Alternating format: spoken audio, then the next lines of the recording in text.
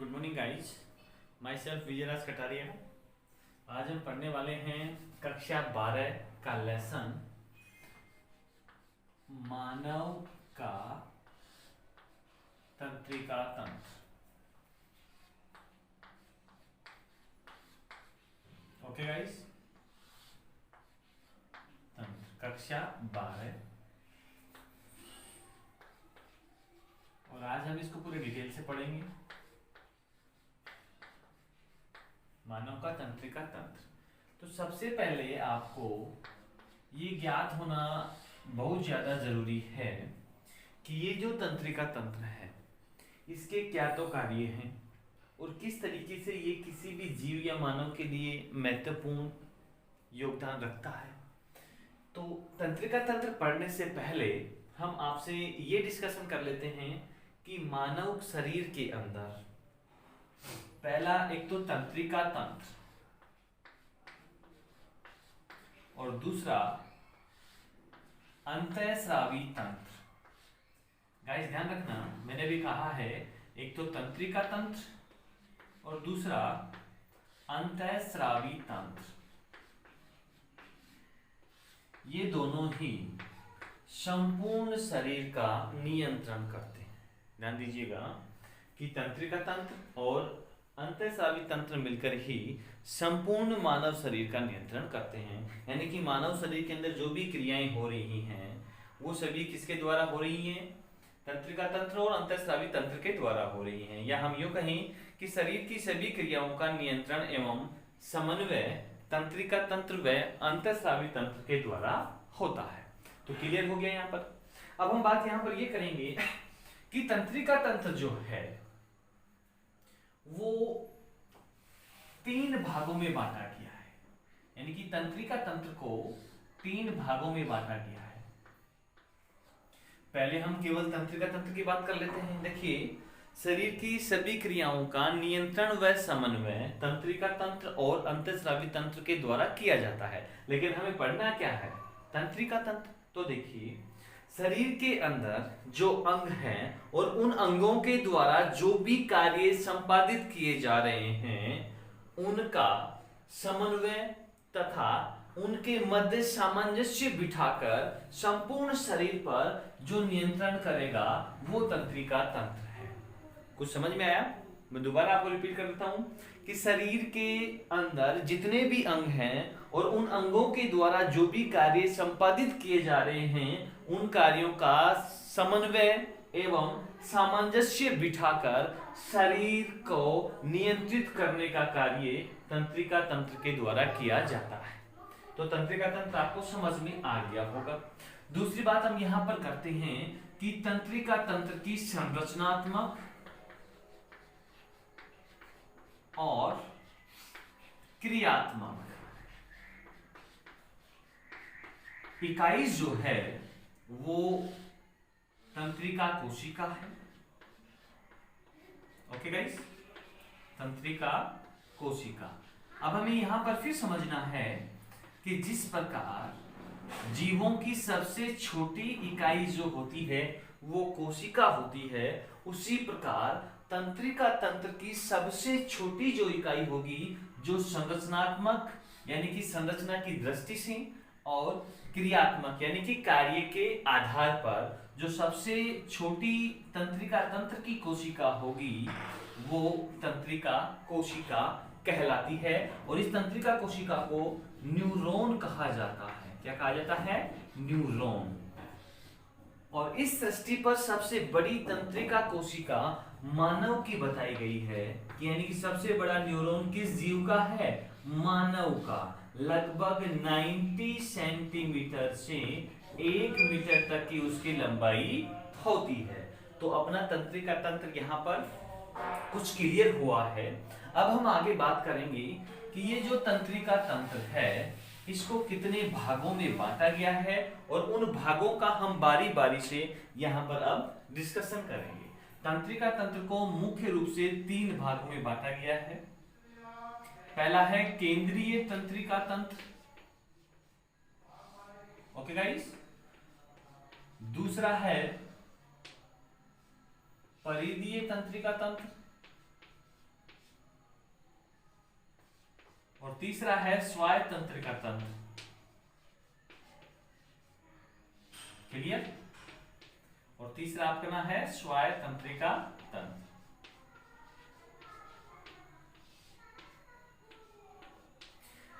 इन तीनों के बारे में हमें तंत्रिका तंत्र में बारी बारी से पढ़ना है।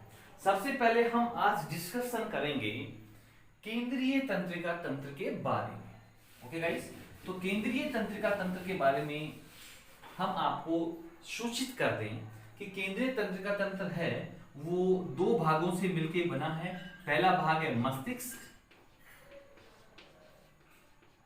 पहला भाग कौन सा है? मस्तिष्क। और दूसरा भाग है मेरुरज्जु। दूसरा भाग कौन सा है? मेरुरज्जु। यानी कि जो केंद्रीय तंत्रिका तंत्र है वो दो भागों से मिलकर बना है। पहला भाग है मस्तिष्क जिसे ब्रेन कहते हैं, और दूसरा भाग है मेरुरज्जु जिसे स्पाइनल कॉर्ड कहते हैं। ओके गाइस, इन दो भागों से मिलकर केंद्रीय तंत्रिका तंत्र बनता है। और आज अभी हम पढ़ेंगे पहले मस्तिष्क के बारे में कि मस्तिष्क जो है वो क्या है, उसमें क्या चल रहा है, वो किस तरीके से शरीर को नियंत्रित करता है और किस तरीके से वो अपने कार्य को संपादित करता है।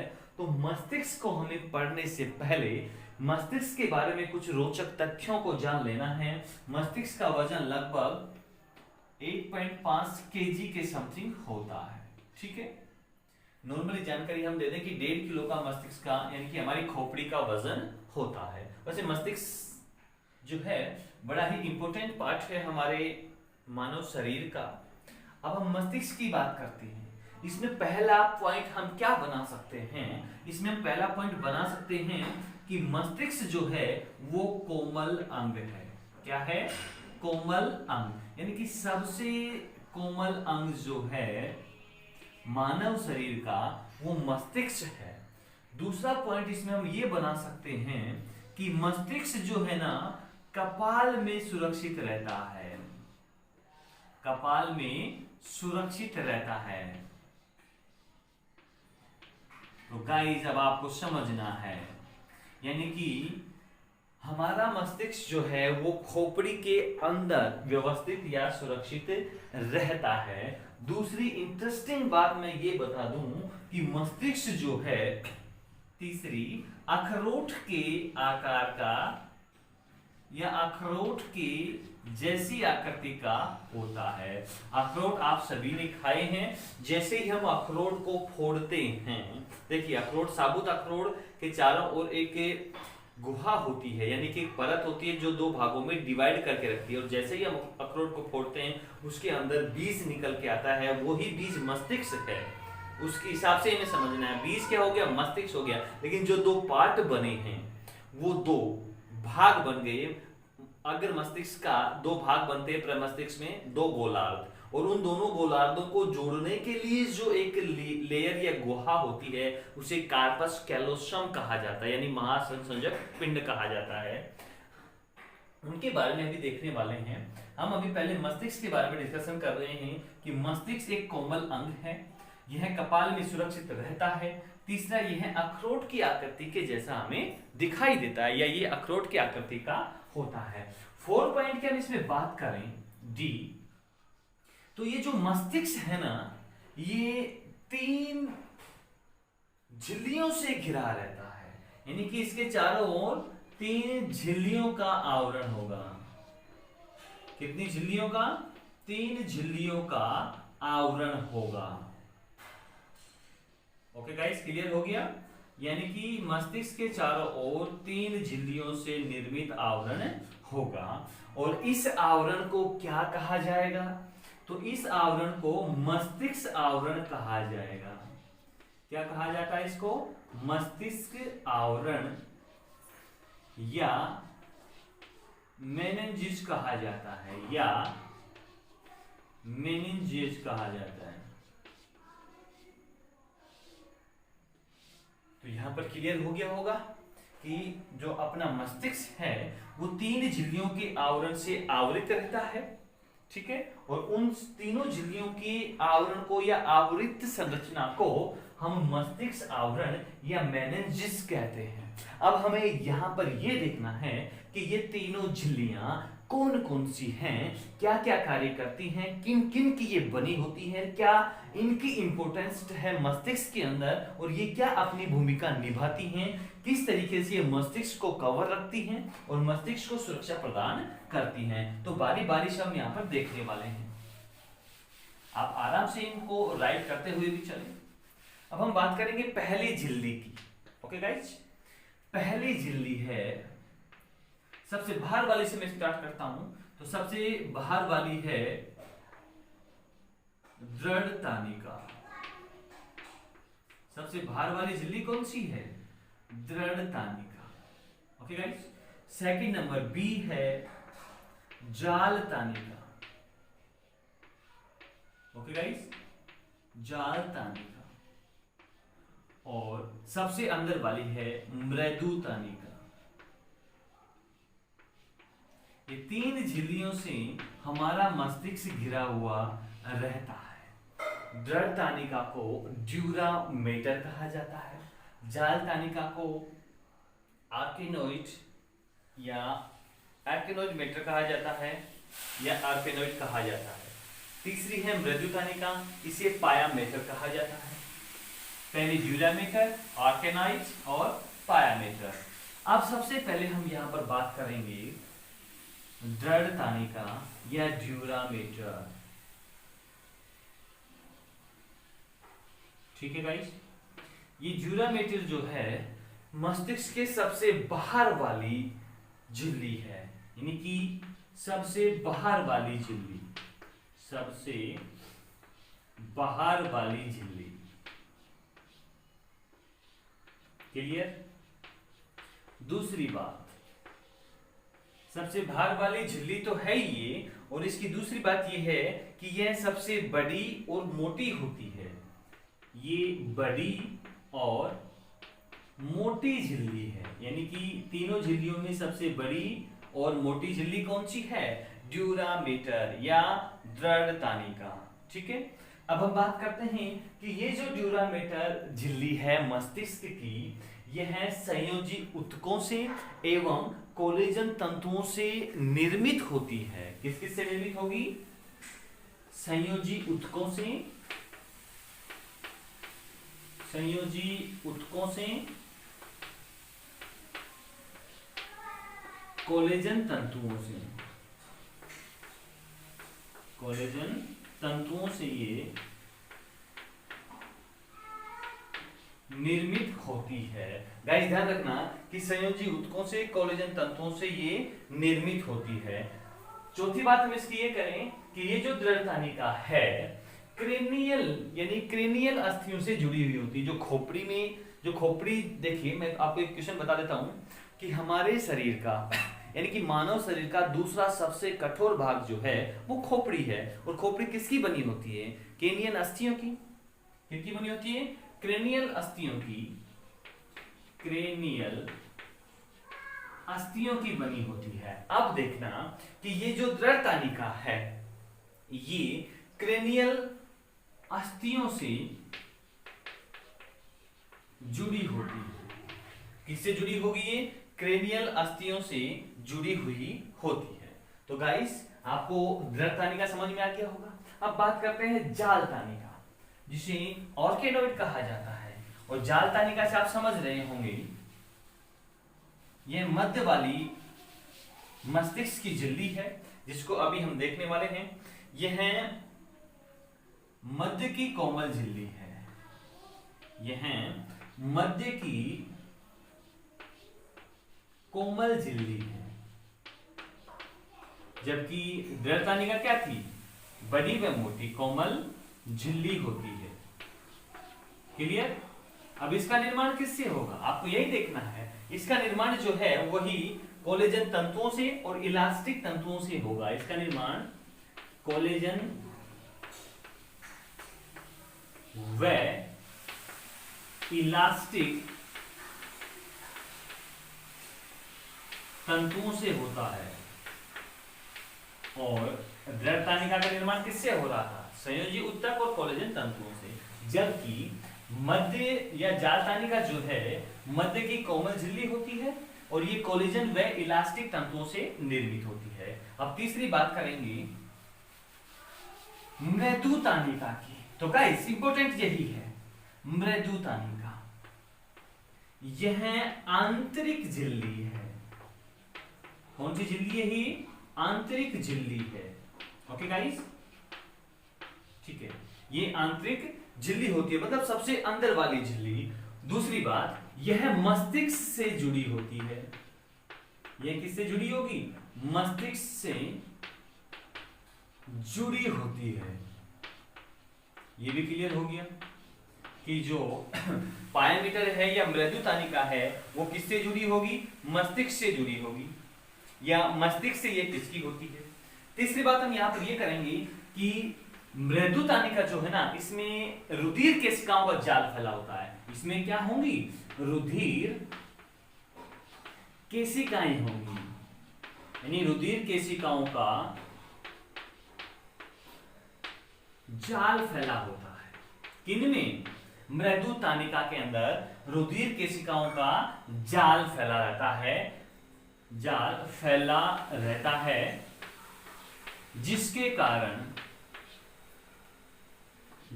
कारण यह झिल्ली मस्तिष्क को और मेरु रज्जु को पोषण व ऑक्सीजन प्रदान करती है। ऑक्सीजन प्रदान करती है। गाइस ध्यान देना, इधर हमने क्या लिखा है कि मृदु तानिका में रुधिर केशिकाओं का जाल फैला रहता है, जिसके कारण यह झिल्ली मस्तिष्क और मेरुरज्जु को पोषण व ऑक्सीजन प्रदान करती है।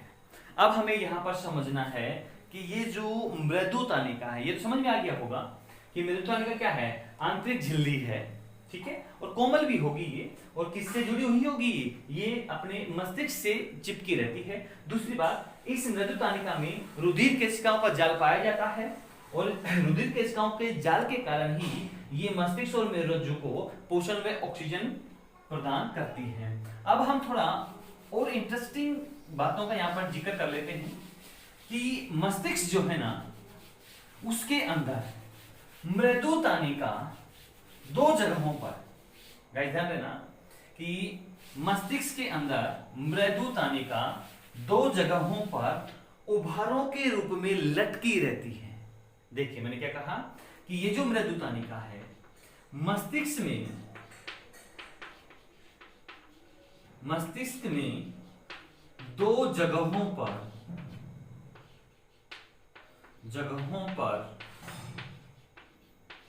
उभारों के रूप में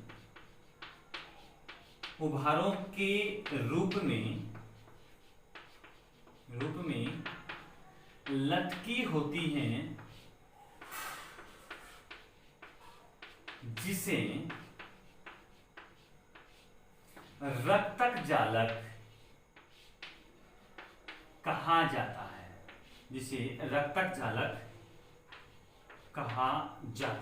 गाइस ध्यान देना, इसको मैंने क्या कहा है कि मस्तिष्क के अंदर जो मृदु तानिका है, क्योंकि उससे चिपकी रहती है, तो मस्तिष्क में दो जगहों पर कुछ उभारों के रूप में संरचनाएं बनाकर मस्तिष्क के अंदर लटकी हुई रहती हैं, जिन्हें क्या कहते हैं? रक्तक जालक या कोरोइड फ्लेक्सस।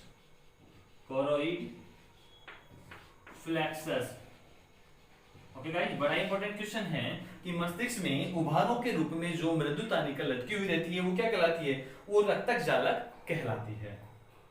तो मृदु तानिका भी कंप्लीट हो गया है, लेकिन अब हम और थोड़ा इसको डिटेल से पढ़ने वाले हैं कि ये जो तीनों की तीनों मस्तिष्क की झिल्लियां हैं, ये बड़ी ही रहस्यमयी हैं, और इनके रहस्य को अब हम देखने वाले हैं, क्योंकि हमारे मस्तिष्क में यहाँ पर एक, जिसे तलवा हम बोलते हैं, यहाँ पर कुछ दबाने पर दबाव महसूस करने वाला लिक्विड सा यहाँ पर भरा हुआ रहता है, उसे क्या कहा जाता है उसको भी हम जानेंगे। लेकिन पहले हम दृढ़ तानिका, जाल तानिका, मृदु तानिका के रहस्य को देख लेते हैं। तो गाइस, दृढ़ तानिका और जाल तानिका समझना है कि दृढ़ तानिका और जाल तानिका दोनों जहां पर मिलेंगी, देखिए गाइस, ये दृढ़ तानिका है, ये जाल तानिका है। अब ये दोनों आपस में टच जैसे ही होंगी तो इनके बीच में एक परत बनेगी, ठीक है। ये परत यानी गुहा बनेगी, कैविटी बनेगी। ये कैविटी क्या कहलाएगी, ठीक है। किस किस परत के बीच में, जैसे दो परतें मिलती हैं तो उनके बीच में एक कैविटी बनती है, वो कैविटी क्या कहलाती है? तो देखिए कि दृढ़ तानिका और जाल तानिका के बीच में जो गुहा बनती है वो गुहा सब ड्यूरल गुहा कहलाती है। क्या कहलाती है? सब ड्यूरल गुहा कहलाती है। क्लियर? कि दृढ़ तानिका व जाल तानिका के बीच में जो गुहा बनेगी वो सब ड्यूरल गुहा कहलाएगी। तो गाइस क्लियर हो गया। दूसरी बात हम करते हैं कि इन दोनों के बीच की गुहा तो क्या कहलाएगी? सब ड्यूरल गुहा कहलाएगी। लेकिन जाल तानिका और मृदु तानिका ये दोनों भी आपस में ऐसे चिपकेंगी, तो इनके बीच की गुहा क्या कहलाएगी? तो देखिए कि जाल तानिका और मृदु तानिका, इनके बीच की जो गुहा है वो क्या कहलाएगी? वो सब एर्केनोइड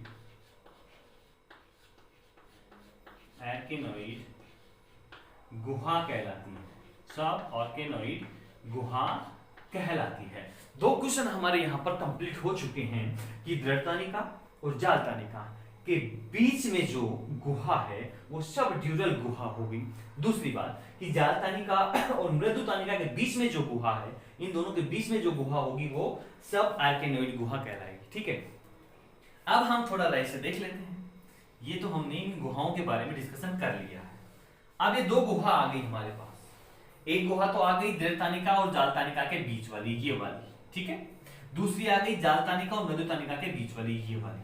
अब इन दोनों गुहाओं के बीच में देखिए, इन दोनों गुहाओं के बीच में भरे हुए द्रव को क्या कहा जाता है? देखिए गाइस, दोनों यानी कि इनसे आप स्टार्ट कर सकते हैं कि इन दोनों गुहाओं के बीच में भरे हुए तरल पदार्थ को प्रमस्तिष्क मेरु द्रव कहा जाता है।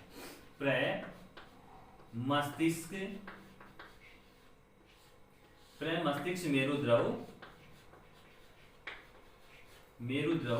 कहा जाता है। ओके गाइस, कौन सा द्रव होगा? प्रमस्तिष्क मेरु द्रव, जिसे CSF कहते हैं या सेरेब्रो स्पाइनल फ्लूइड कहा जाता है। Okay guys, complete. अब हम थोड़ा आगे बात करेंगे। दोनों गुहाओं के बीच में कौन सा तरल भरा हुआ होगा? CSF यानी प्रमस्तिष्क मेरु द्रव भरा हुआ रहता है। अब हम बात कर रहे हैं कि इस CSF की, जो CSF भरा हुआ है, इसकी लगभग मात्रा कितनी होगी मस्तिष्क में? तो लगभग 150 ml तक इसकी मात्रा होती है। लगभग ये 150 ml हमारे मस्तिष्क में इसकी मात्रा होती है। तो गाइस, आपको समझ में आ गया कि मस्तिष्क की झिल्लियां क्या क्या हैं। अब थोड़ा हम डिस्कशन करेंगे कि ये CSF क्या है। CSF जो है उसके बारे में आज हम पढ़ने वाले हैं कि CSF है क्या और इस CSF के क्या योगदान है मानव शरीर में, ये क्या भूमिका निभाता है। तो बात करते हैं CSF की। तो अगला पॉइंट हमारा है CSF यानी प्रमस्तिष्क मेरु द्रव। प्रमस्तिष्क मेरु द्रव। ओके गाइस, तो चलो प्रमस्तिष्क मेरु द्रव की हम बात कर लेते हैं। ये पाया कहाँ जाएगा? यानी कि जो मस्तिष्क हैं उस मस्तिष्क में दो गुहाएं हैं, सब ड्यूरल गुहा और सब एर्केनोइड गुहा। उस एर्केनोइड गुहा के अंदर भरे हुए तरल जो पदार्थ थे वो CSF कहला रहे थे। और वो CSF है, इसमें क्या क्या तो होंगे, क्या क्या कंटेंट्स इसके अंदर होंगे, ठीक है, उन सभी के बारे में हम यहाँ पर देखने वाले हैं। तो मस्तिष्क के अंदर भरे हुए द्रव को क्या कहेंगे? प्रमस्तिष्क मेरु द्रव कहेंगे। और इसकी मात्रा कितनी होती होती है? लगभग 150 ml। अब हम बात करते हैं CSF की, तो ये रक्तक जालिकाओं से लसिका समान द्रव पदार्थ स्रावित होता है। मैं रिपीट कर रहा हूं, रक्तक जालिकाओं से, किसी रक्तक जालिकाओं से, रक्तक जालिकाओं से कैसा पदार्थ? लसिका समान। कैसा? लसिका समान द्रव पदार्थ स्रावित होता है। लसिका समान द्रव पदार्थ स्रावित होता है जो छनकर बाहर निकलता है, जो छनकर बाहर निकलता है, वही क्या कहलाता है? निकलता है, वही CSF कहलाता है। अब देखो दिमाग में कंफ्यूजन आ रहा होगा कि सर आपने क्या कहा प्रेम मस्तिष्क मेरुद्रव के बारे में कि रक्तक जालिकाओं से, यही मैंने कहा ना कि रक्तक जालिकाएं। तो आप समझो, दिमाग लगाना। मैंने कुछ समय पहले ही बताया था कि मृदु तानिका जो है वो दो जगह उभारनुमा संरचनाओं के रूप में मस्तिष्क में लटकी हुई रहती है। ठीक है, उन्हें हम क्या कह रहे थे? रक्तक जालक, कोरोइड फ्लेक्सस हम वहां पर कह रहे थे। ऐसी संरचनाओं में लटकी हुई रहती है।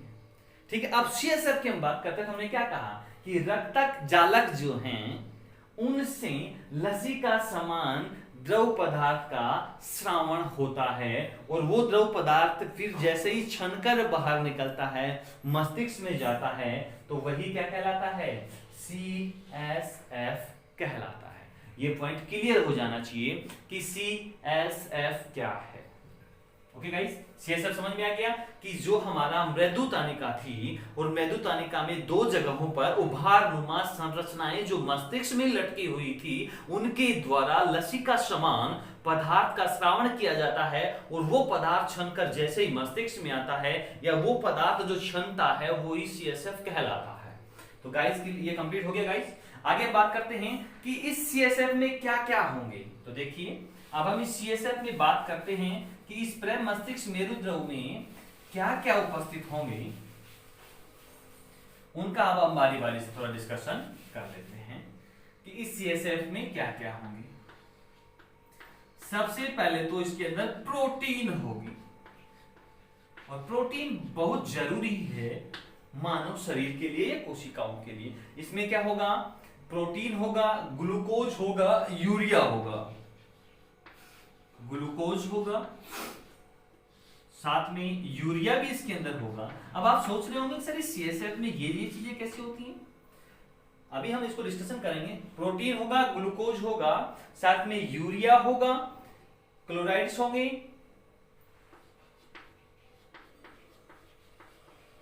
क्लोराइड्स यहां पर इसमें हो गए, सोडियम भी होगा, कैल्शियम भी होंगे, पोटेशियम भी होंगे, मैग्नीशियम भी होंगे। बहुत सारे तत्व इसके अंदर मौजूद होते हैं। और ये पदार्थ जो है ना, आगे से जैसे आगे से पीछे की ओर बहता है। इसमें प्रवाह कैसा होगा? क्वेश्चन पूछा जाता है कि प्रेम मस्तिष्क में प्रवाह किस तरीके का होता है? प्रवाह आगे से पीछे की ओर, जबकि हमारे हृदय में पीछे से आगे की ओर, यानी कि आगे से पीछे की ओर इसमें प्रवाह होता है। ठीक है गाइस, और जो सब आर्केनोइड गुहा से होता हुआ रुधिर वाहिनियों की सहायता से रुधिर में मिल जाता है। अब ये जो आगे से पीछे की ओर बहेगा वो पदार्थ किस गुहा से जाएगा? सब आर्केनोइड, सब आर्केनोइड गुहा से, आर्केनोइड गुहा से होता हुआ रुधिर वाहिनियों की सहायता से रुधिर में मिल जाता है। क्या? ये CSF। ठीक है, अब हम इसकी बात करते हैं कि CSF के कार्य क्या है। ये तो देख लिया कि भाई इसमें ये तत्व पाए जाते हैं, प्रोटीन भी है, ग्लूकोज भी है, यूरिया भी है, सोडियम भी है, मैग्नीशियम भी है, पोटेशियम है, बहुत सारी चीजें इसके अंदर है। लेकिन इस CSF के कार्य क्या होंगे? तो अब हम इसके फंक्शंस की बात करते हैं कि CSF के फंक्शंस क्या क्या होंगी। ये क्या कार्य करेंगे हमारे शरीर में, इसकी इंपोर्टेंस क्या है। देखिए, जब हमारे मस्तिष्क में अचानक चोट लगती है तो हमें चक्कर आ जाते हैं, तो सबसे पहले ये क्या कार्य करेगा, बाहरी आघातों से सुरक्षा, बाहरी आघातों से सुरक्षा प्रदान करता है। ये क्या करेगा, सुरक्षा। क्लियर हो गया कि सबसे पहले ये भारी आघातों से हमारी सुरक्षा करेगा। दूसरा, मस्तिष्क को नम व चिकना बनाए रखेगा, नम व चिकना बनाए रखता है। ओके गाइस, दूसरा पॉइंट क्या हो गया कि मस्तिष्क को नम व चिकना बनाए रखता है। तीसरी पॉइंट अब बात करते हैं। तीसरा पॉइंट ये है कि यह हानिकारक रोगाणुओं से मस्तिष्क को बचाता है। तीसरा, ये हानिकारक रोगाणुओं से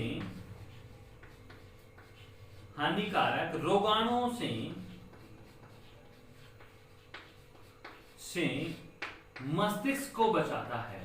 किसको बचाता है, मस्तिष्क को बचाता है।